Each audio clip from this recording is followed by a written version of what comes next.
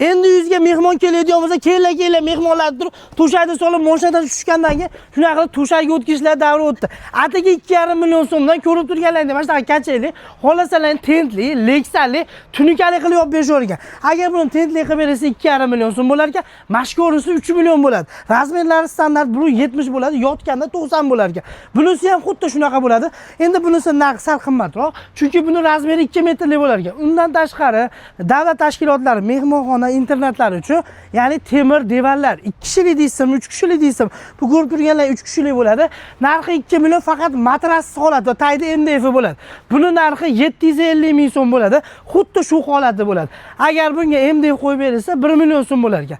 Endi bunisi bor, buni ham narxi sal qimmatroq. Ya'ni agar matras qo'yib berishadigan bo'lsa, matrasga 500 ming, 600 ming qo'shilar ekan. Gubka holatda bo'lsa 100 ming so'mdan 200 ming so'mgacha qo'shilar ekan. Bu ko'rib turgan kishilik devorlar bo'lsa, narxi 1 million 700, faqat bu ham matrassiz holati. Umuman buzilmaydi, sinmaydigan, g'ichillamaydigan divan bo'ladi. Dastavkalar kelishilgan narxda bo'ladi. Pastda nomerlar qoldirdik, aloqaga chiqaverasizlar.